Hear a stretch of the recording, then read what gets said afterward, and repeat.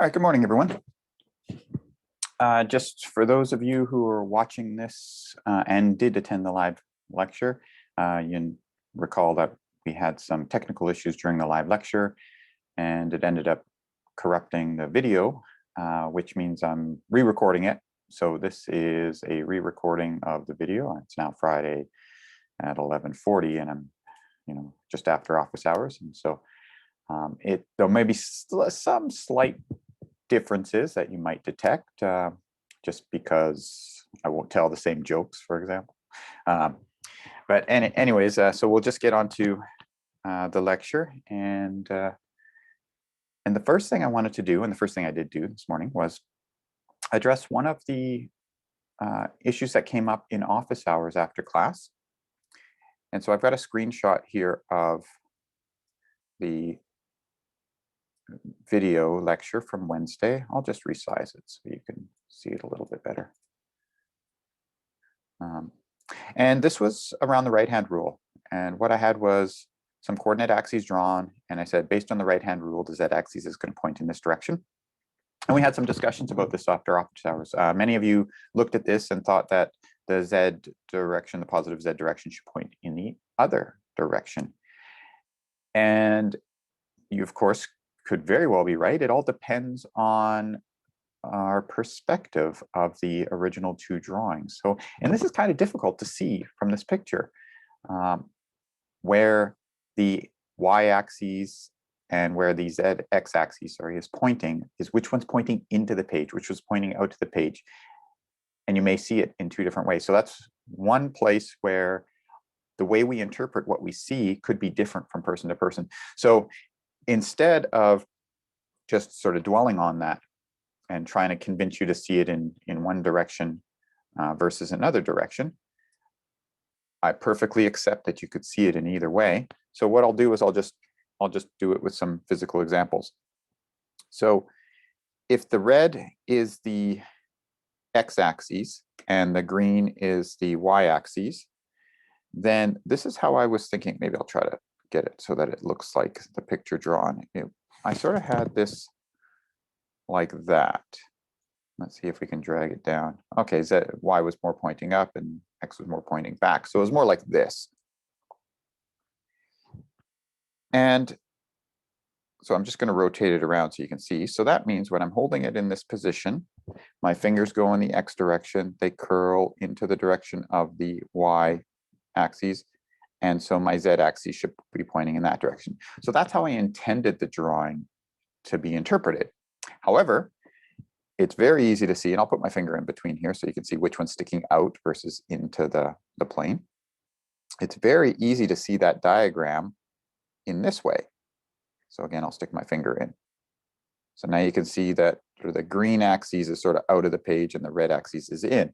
And in that perspective, we would go x curled in the direction of y, and it might be hard to see where my thumb is. My thumb is pointing in this direction. So that would be the direction that many of you may have thought that it should be pointing in. And I completely agree. However you saw it is probably correct. And so you probably got the z-axis drawn accordingly. And it was really all a matter of what was pointing out versus what was pointing in. So here the x-axis is out of the page, y is in, versus this one, x-axis in, y is out. So that's just to illustrate that I actually intended my drawing to be with the x-axis out of the page and the y-axis in the page, and which is why my z-axis went this way. But I could very well see how you could interpret it the other way, and you would have got the z-axis pointing in the other direction. Both are perfectly acceptable based on how you perceive the drawing. All right, let's go ahead now and get into the examples that we finished off with last day. So we just introduced the distance between 2 points in the three-dimensional coordinate system. And now that we have this notion of distance between 2 points, we can define some basic objects. For example, a sphere. And a sphere is just a collection of points that are all the same distance from a fixed point called its center. So in this particular case, we've got a fixed point C, which is given by coordinates h, k, and l. So it looks like this. Maybe I'll color it blue. And then we're looking at all the points that are of distance r from C. So that would look something like this.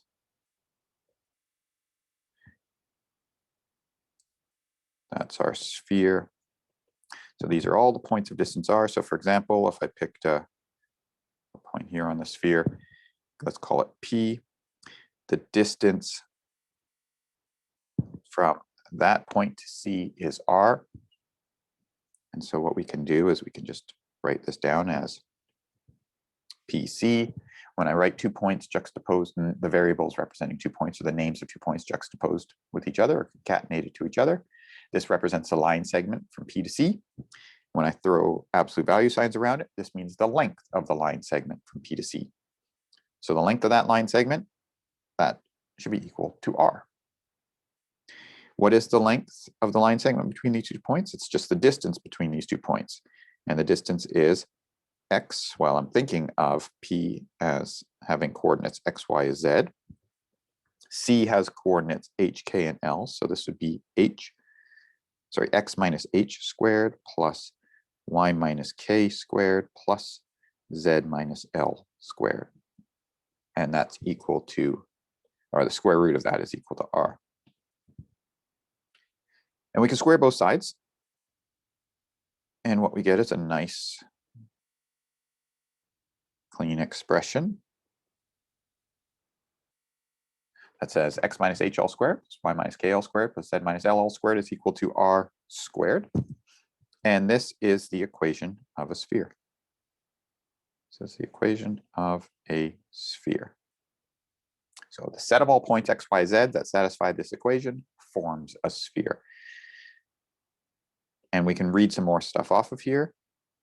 We can read off its center. Its center is given by HKL, and its radius is given by the square root of that expression on the right-hand side, or its radius is r. So there is our expression for our equation for a sphere. Now let's go ahead and use this. So let's show that this equation that's represented here represents a sphere. And we'll go ahead and find its center and radius. That means this equation, we should try to be able to write it in the form of the equation that's boxed up above. So we'll go ahead and do that. This is 4x squared plus, and I'm going to bring the, actually it's minus. I'm going to bring all the x's together, minus 8x.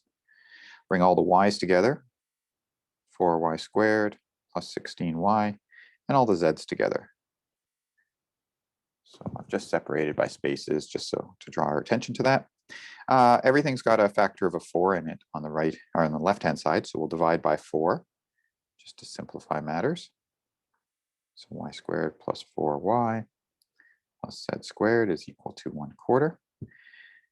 And now I'd like to get it in that form above, which means I'd like to represent each or recognize each one of these quantities involving the x's, the y's, and the z's as a perfect square. So as an x minus h all squared or y minus k all squared. And the way we do that is we can complete the square. So what I'll do is I'll say I've got an x squared minus 2x. That almost looks like a perfect square. So I'll write down below it. It almost looks like a perfect square. It's like the start of when I expand out an x minus 1 all squared, because that would give me the x squared. Then I get a x times negative 1, which is negative x. And then I get a negative 1 times x, which is another negative x to join together to give me the negative 2x. So that's our cross term, negative 2x. And then I'd also have the negative 1 times negative 1, which is a 1. So I need that to appear. So in order for this expression above to be a perfect square, I'd have to have a 1 there. But I can't just add 1 arbitrarily. So I could take away 1 right next to it. I could say add 1 and then take away 1, and that doesn't change the equation at all. Or the other way is I could add a 1 to the other side. And I'll add these ones in a different color just so you can see that all we've done is add 1 to both sides of the equation. And we can do the same thing for the next one. This is a y squared plus 4y. I'd like it to be a perfect square. So I need something that the cross terms give me 4y. So that would be a y plus 2, because that would be a 2y plus another 2y is a 4y. Another way to think about this is this constant term that I have y plus what. the thing that fills that constant spot is half of the coefficient of the y. Now when I square that expression out, that's in the last line there, y plus 2 all squared, I end up getting an extra 4 on the end. So that means in order to transition my way to that perfect square, I'd need to have a, give me 1 second, sorry, something was beeping. I'd need to have an extra 4 up above. Okay, I can't just again add a 4 arbitrarily. So I'd have to balance it by adding a corresponding 4 on the other side. And now I've dealt with a y. And then lastly, I've got a z squared, which is already a perfect square. So we are in perfect shape here. And now I can add these things up on the right, and that gives me 1/4 plus 4/4 is 5/4 plus 16/4, that's 21/4. So there is our expression. This process of going from this expression to that one, for each of these guys, for this one and for this one, to their corresponding perfect squares, is known as completing the square, which might be familiar to you from perhaps high school. Okay, so we've completed the square, we got our expression, and that means we know that this is a sphere. This is an equation for a sphere with center 1, -2, 0, and radius the square root of 21/4, or in other words, root 21/2. The way we got that was we compared to the equation above. In the equation above, x minus h is what's under that first square. So here we had x minus 1, so our center had x coordinate 1. Then we had a y minus k. In this case, we had a y plus 2, so we can reinterpret that as y minus -2. So I'm thinking of this as like a y minus -2 all squared. And so that's why my y component, or my y coordinate of the center, was -2. And similarly, z had a 0 there. All right, so that's the last example. So again, once we had a distance function, we could define one of the most basic objects. That is an object where all the points are a constant distance from a fixed point. And in this case, in 3 dimensions, that's a sphere. So now we know how to work with spheres and find their corresponding equations. Okay, let's go to the next topic. So now we're in section 12.2. We have just gone through the 3-dimensional coordinate system, and we've introduced points. Now we're going to introduce one of the fundamental objects that we're going to be working with this term, and that is this idea of a vector. So there's a little puzzle at the top that you can sort of play around with it and see. It really has nothing to do with vectors other than I just use arrows in the puzzle, but you can think about what maybe that middle direction should look like. So here's the real problem. Help, my house is exactly 500 meters away from a bus stop, or the bus stop. So we've got a bus stop, and our house is 500 meters away from it. So where's my house? Well, the problem is we're only given a distance. And, you know, if we're thinking about a sort of a map, a planar map, then there's a circle of radius 500. If we live in a world where you're allowed to, live underground, or maybe, I guess we do live in a world where you can live in a tower. So you can either live underground or in a tower or on like, then 500 meters may not just necessarily mean 500 meters in a north, south, east, or west direction, but it could be also into the earth or above the earth as well, in which case there's a whole sphere of possibilities for where your house could be. We'll just limit our attention to the circle. So there's a whole circle of possibilities for where your house could be. So this is the problem, is that we have that our house is 500 meters away, but we don't know which direction. So we have a distance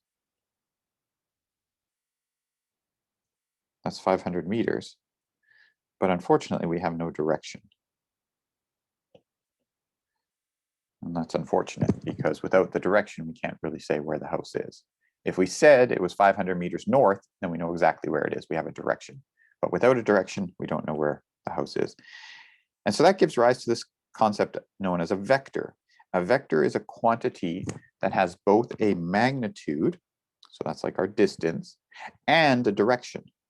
So it's a quantity with a magnitude and a direction.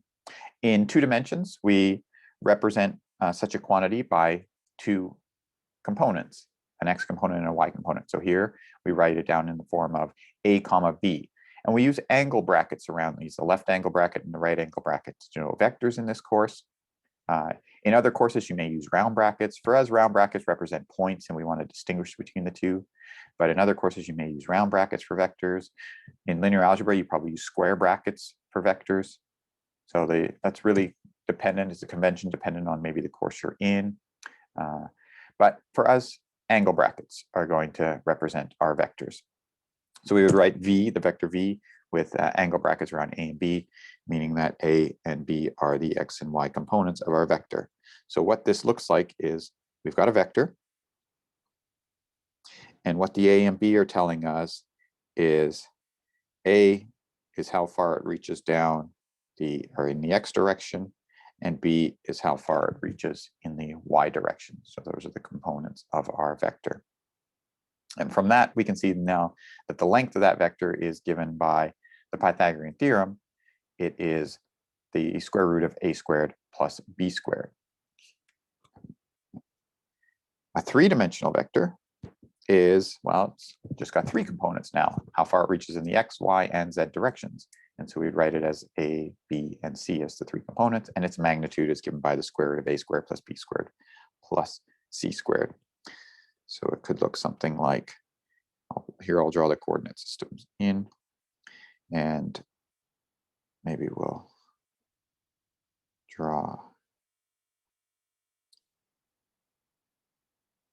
our box representing that corresponding point.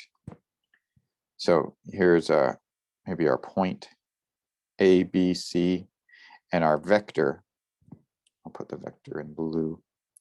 Our vector, at least the one that's starting at the origin, is going to look like this.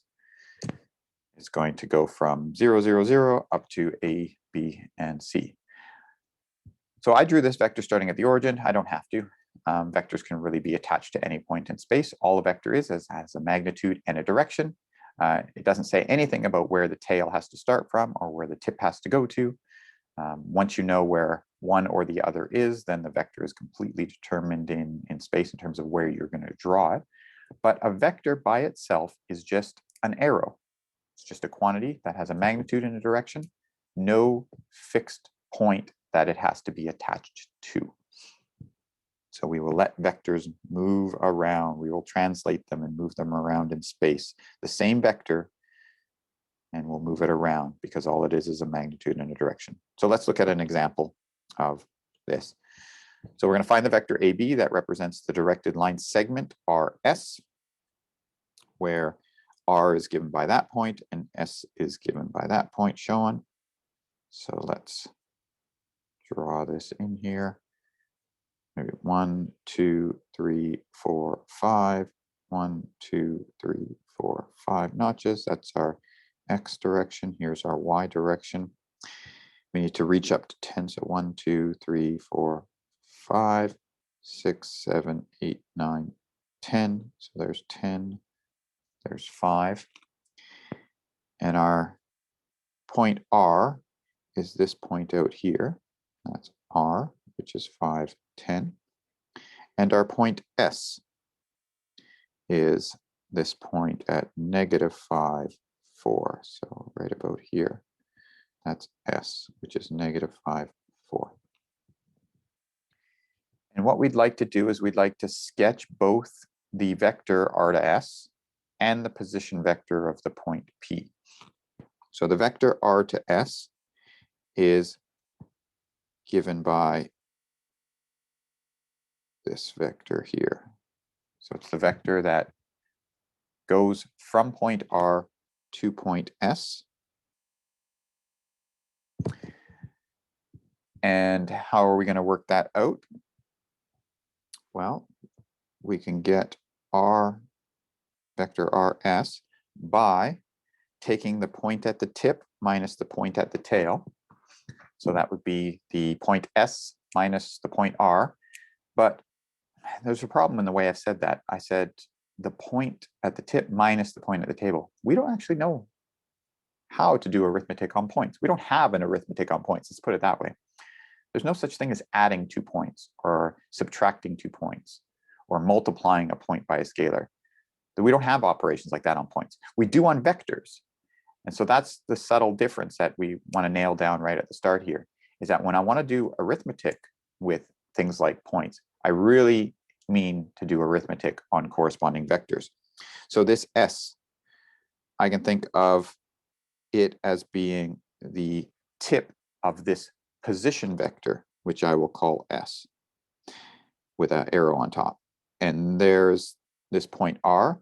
I can look at the position vector being the vector that has the tail at the origin and the tip at the point.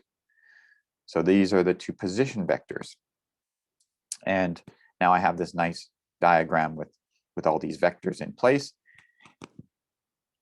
And what I'm going to do is I'm going to construct that vector that goes from R to S by taking, well, I need to know how far does it move in the X direction? How far do I have to move in the X direction to cover that distance the vector is covering? So I'm going to take the tip X component, which is -5, and subtract off the tail X component, which is 5. So -5 minus 5. And then I'll take the tip's Y component and subtract off the Y component of the tail. In other words, I'm doing something like this, where I'm imagining I've got this right triangle, and I'm thinking of how far does my Y value have to go? I'm currently at a height of 10, and I need to get to a height of 4. So, I want to make sure that I got the sign right. So I want to get to a height of 4. I'm currently at a height of 10, and so I need to drop 6 units.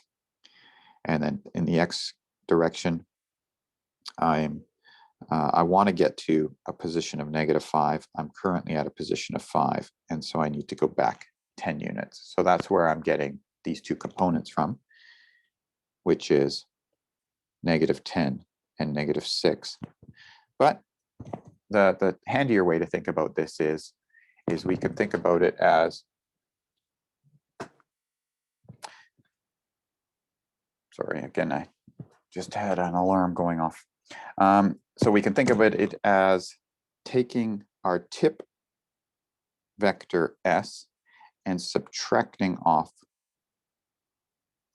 the tail vector R. So that's another way to think about that. And we'll talk about vector arithmetic here in just a few examples. But the point I wanted to make is that some of you might be thinking that it's the point at the tip minus the point at the tail, but I want to get away from thinking about arithmetic on points and instead say there's got to be a vector that we're doing arithmetic on. If we're going to add things or subtract things or multiply things, scalar multiply things, they've got to be vectors. They can't be points. And so this is how we would interpret it as finding the vector from R to S by looking at it as the difference of the tip vector minus the tail vector. Okay, so that gives us our vector. But again, as I said, vectors don't have a particular origin in space. They can be moved around. The same vector can be moved around to different spots. It represents the same quantity, same magnitude, same direction. So this vector, RS, is the same as this one. I'm trying to draw maybe the better way to do that, just to really make this point, is I'm going to copy this and paste it somewhere else. And so there, that vector, I can move it anywhere I want. It's the same vector. This is that RS vector. No matter where I place it, that's RS. So I can stick it down here. And this is RS. And so when it says sketch the position vector, what that means is I'm going to put it at the origin, and the tip of it is the point given by -10 -6. And so that now is the position vector of that point, -10, -6. In this case, that's what this quantity we found was, -10, -6. And it's saying now sketch the position vector of that point AB. So that's our sketching a vector from one point to another point, and then sketching the equivalent vector now starting at the origin. We do the same thing in 3 dimensions. So we've got our 3-dimensional coordinate system. We've got our X, Y, Z axes. We are looking at the point R, which is 5, 1, 10. So 1, 2, 3, 4, 5, and 1. So let's get this thing sketched.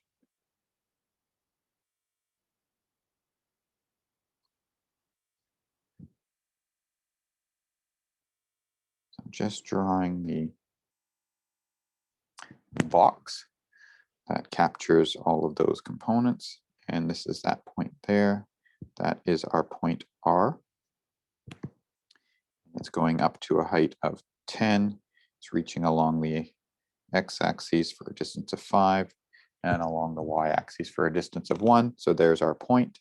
If I sketch the position vector for that point, that would look something like this. Position vector for the point is the vector that starts at the origin and ends at the point itself. Then we can go ahead and do the same thing for S. S is 0 along the x-axis. It's 5 units, 3, 4, 5 units along the y-axis, 10 units down the z-axis. So it's going to be down here. That's our point S. There's our position vector for the point S. And I want to sketch the vector RS. So it starts at R, goes all the way out to S. So there's our vector RS. We can compute it, RS.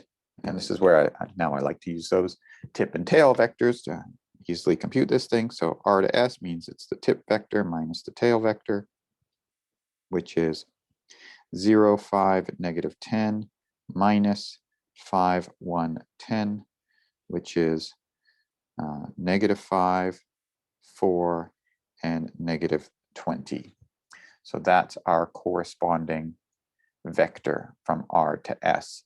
And we want to sketch, now that's our vector, so I want to sketch it as the position vector of a point ABC, where the point is -5, 4, and -20. So it's going to look, again, I will,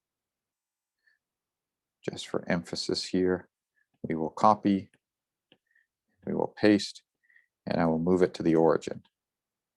And so now that's the position vector for this point down here, which is -5, 4, and -20. And that's our vector RS again. So those vectors are equal. Those are the same vector. A vector has a magnitude and a direction. These 2 arrows that I've drawn have the same magnitude and they have the same direction, so they are equal as vectors. They've just been drawn with different starting points. So a special vector that we have is the 0 vector. It's special in the sense that, as I said, every vector has a magnitude and a direction. Well, the 0 vector is kind of the exception to this rule. It's got 0 magnitude, which is still a magnitude, it's just 0, but it actually doesn't have a specific or a specified direction. So that's the 0 vector. Every component is 0. And algebraic operations, this is the big thing. So this is why we consider vectors, is because we can do algebra with them. Points we can't. Points we don't do algebra with. We don't add points, we don't subtract points. It doesn't make any sense to do anything with that. But vectors, absolutely, we can do addition and subtraction on those. So if you ever are inclined to do like addition of points or subtraction of points, what you are really intending to do is algebra or arithmetic with the corresponding vector. And so you want to pull out that vector that you're really interested in. That's the thing we're going to do arithmetic or algebra with. So what can we do with vectors? Well, first thing, once we've expressed them in terms of their components, we can decide if they're equal or not. Two vectors are equal if they have the same magnitude and same direction. And this is equivalent to saying that their components are all equal to each other. They have the same x component, y component, and z component. So that's our check for equality. Is the x component the same? Is the y component the same? Is the z component the same? If all are the same, then they are equal. We add two vectors by adding their corresponding x, y, and z components. A nice picture for addition of two vectors is if I had a vector u and a vector v, then the addition I get, which is known as the parallelogram rule, is we draw the corresponding parallelogram for this, and that is effectively just redraw u, so it starts at the tip of v, and similarly redraw v, so it starts at the tip of u, and they meet at a point, and if I draw the arrow or the vector that connects that common tail of u and v to the tip, that is the sum. That's u plus v. So that's known as the parallelogram rule for drawing the sum of two vectors. We could view it as a triangle rule as well. So there's also the triangle rule. Once I have two vectors, I'll draw them like this, u and v. What I could do is I could just take that vector v, which one could really just say, I want to add, here's a vector u, here's a vector v, I want to add them together. Okay. I can just grab one of the vectors and attach it to the tip of the other one. And when I do that, I'll just move the label over. And when I do that, then the vector that starts at the tail of one and ends at the tip of the other is the sum of the two. And that's known as the triangle rule for getting the sum. It's really the same, parallelogram rule, triangle rule, they're really the same thing going on. It's just I'm looking at half of the parallelogram to get the triangle rule. But however you want to look at this, you can look at it as either a parallelogram or a triangle to get the sum. Scalar multiplication. Once I have a vector, let's say u, I can scalar multiply it to produce another vector, and scalar multiplying it just multiplies using that scalar c to multiply to each of the components. So if c was bigger than 1, for example, then what we would have done is we would have actually extended the vector. We would say c was 2. We just doubled the length of the vector. So this is when c is bigger than 0, it points in the same direction. If c is less than 0, then it points in the opposite direction. And so a little bit more about this scalar multiplication. The length of c times u, so the length of a scalar multiple, is just the magnitude of the scalar you've used times the magnitude of the vector. That's how long the new vector is. It's just the length of the original times whatever you scaled it by. Two vectors are pointing in the same direction if one is a scalar multiple of the other, where the scalar is positive. On the other hand, if the scalar is negative, then they point in opposite directions. And the difference of two vectors is, well, it's the subtraction of them, u minus v. So the difference of vectors u and v is u minus v. So there's the expression written out in component form. The main takeaway from this is we have only defined addition and scalar multiplication as operations we can do on vectors. And so how did we define the difference then? There's no subtraction. Well, the way we defined subtraction was it was a sum, so it's an addition of a scalar multiple. So we are only using those two operations of additions and scalar multiplication, and subtraction is just a combination of the two. It's an addition with a negative scalar multiple of the other vector. There's a nice picture that comes with this one as well. If I have two vectors, let's say I have a vector u and a vector v, maybe I'll draw it like this, and I want to find I'll put the v label here, and I'll move the label here. Let's see if this helps. And I want to take the difference, u minus v. So how do I do that, u minus v? Well, one way to do that is to take our vector v and take its negative. So to take the negative of that, actually, I'm going to copy this. Copy and just leave a copy over here to use later. So I'm going to take the negative of this. That means, oh, I drew it all in one swoop. So there's our vector. So I'll flip its direction. That's negative v. And then I'll attach it to the tip of u. And so then our difference is their sum, which is given by the triangle rule. So that's u minus v. So that's one way to get their difference. Another way is to do it as follows. We take u and let's attach v to the same point. So this is, I got both labels on the wrong side of the vector. So let's put them together like this, because oftentimes people would draw the two vectors with the same tail. And now I want to find the difference of them. What is u minus v? Well, one way to look at it is u minus v. Well, that's tip minus tail. So we take the tip of our vector, which would be u, and the endpoint of u, minus off the tail, which would be that point at the tip of v. So this would be a vector that looks like this, u minus v. One way to double check that you've actually drawn it in the right direction is to just follow yourself around the diagram. Start at this point here, the common tail, and I go v plus this pink vector. So I go v plus u minus v. Well, the v's would cancel, and that would just give me the vector u. And that's exactly what starts at the blue point and ends at the tip of the last vector. So from the triangle property, we see that this vector u is really the sum of v plus the pink vector. So the pink vector has to be u minus v. So there's a couple of different ways to look at the difference of two vectors. We can take a vector and we can normalize it. This is just dividing the vector by its length, and that produces a vector of length 1. That's what we call a unit vector. So a unit vector is a vector of length 1, unit length. It points in the same direction as A because we are scalar multiplying it by a positive quantity, 1 over its length. The length is, in this case, is a positive number. We're assuming it's not the 0 vector, so its length is strictly positive. When we scalar multiply by 1 over its length, that gives us a vector in the same direction, which has unit length.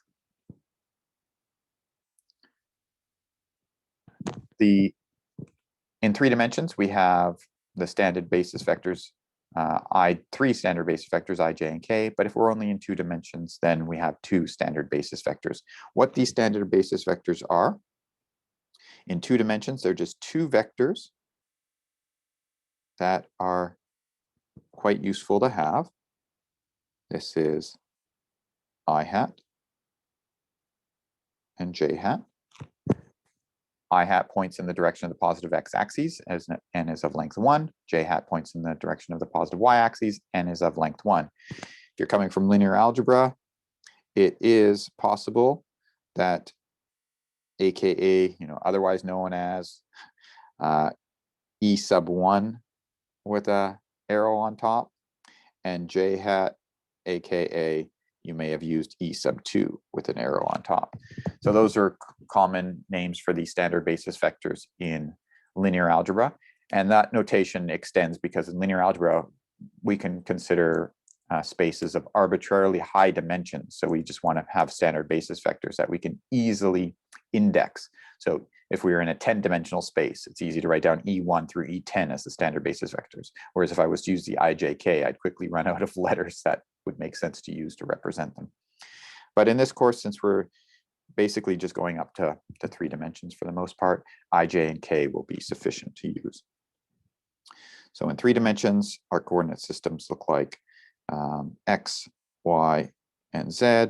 And so our standard basis vectors, it looks like I hat, J hat, and k hat. If I have a vector written in the tuple form, so as a 3 tuple, I can always write it as a vector as a linear combination of these standard basis vectors. It's a1 times I hat plus a2 times j hat plus a3 times k hat. And that's just using the fact that I, j, and k are shorthands for these tuples. So let's go ahead and do some examples. Suppose that u is a two-dimensional vector, -2, 1, and v is a two-dimensional vector, -2, -1. Are these the same vector? Is u equal to v? And the big giveaway is if they're equal, they have to have all the same components. But they don't have the same y component. So the answer is no. No, they're not the same vector. What is u plus v? So u plus v is -2, 1 plus -2, -1, which is -4, 0. What is 2u? 2u is twice -2, 1, which is -4, 2. What is -3v? That's -3 times -2, -1, or in other words, 6 and 3. And what is 2u minus 3v? It's just the sum of those previous two vectors we've already computed. And so that would be 2, 5. All right. Now, what's our next example? Our next example is we've got two three-dimensional vectors, and we'd like to find the length of their sum. So we've got a plus b magnitude. That's the magnitude of a plus b, that's -3, 6, and 5. So the length of that is 9 plus 36 plus 25, or square root of 70.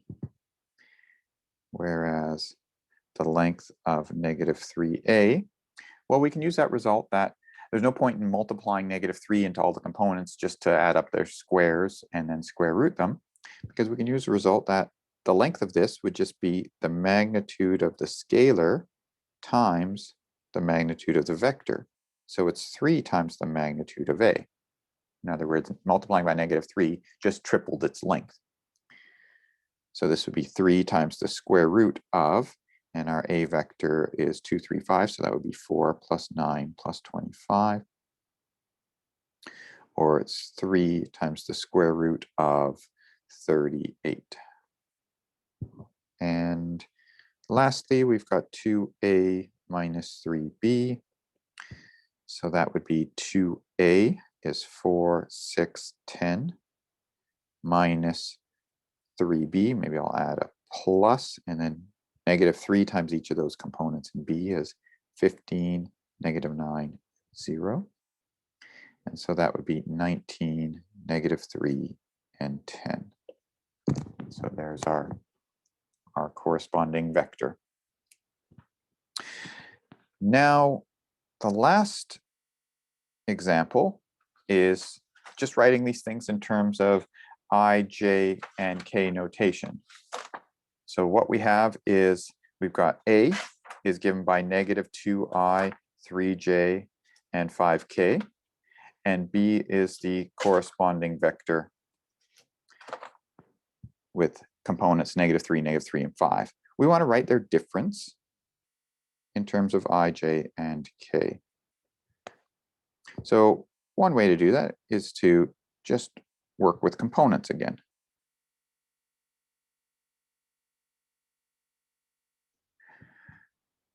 And we just mentally think about the corresponding components. So we've got a -2 and a -3. So that's -2 minus 3. And then the j component was, oh, sorry, there's a difference here. So I gotta make that a plus, but I want to illustrate the fact that it's subtraction of -3. Then the y component is 3 minus again, -3. And the last component is 5. That's the z component of A, minus the z component of B, which is a 5 there as well. So this becomes a I hat, and then a 3 minus -3 is a plus 6 j hat, and then we got a plus a 0 k hat. And since that's a 0, 0 times anything is 0, we could simplify this just to write it as I hat plus 6 j hat. And that's one of the nice things about using the I hat, j hat, k hat notation, is that you don't have to add those extra components in. If we were to use the tuple notation, I'd have to have a 0 there for the third component to tell you that it is a 3-dimensional vector and the third component is 0. But here, I don't need to say that, because I can just use the notation where we've dropped anything that's 0 from our expression. And so it gives us a little bit of a time saver and simplified version of the same expression. So sometimes we'll use the I hat, j hat, k hat notation. Sometimes we'll use tuples. I'll be pretty much using them interchangeably throughout this course. Okay, and so then that leads us to properties of vector operations. So again, the bottom line here is that when we talk about points, we don't have the ability to add or scalar multiply points. Points just represent spots in space, if you will. Vectors, on the other hand, we can do algebra or arithmetic with. We can do addition and scalar multiplication with them. And so here's all the properties that addition and scalar multiplication satisfy. It doesn't matter which order you add them in. If you add the 0 vector to a vector, you just get the vector back. If you scalar multiply by 0, it returns the 0 vector, and so on all the way down the list. So these are our properties of vector operations. And so whenever we're dealing with vectors and additions and scalar multiplications, we can use any of these properties down here. So for example, the last property says that if you scalar multiply a sum, you can distribute the scalar across the sum and just scalar multiply each of the individual vectors before adding them together. All right, so that's it for this section on vectors. This is our basic introduction to vectors. Next class, we will work on the dot product and then subsequently the cross product for vectors. All right, so we'll see you next day.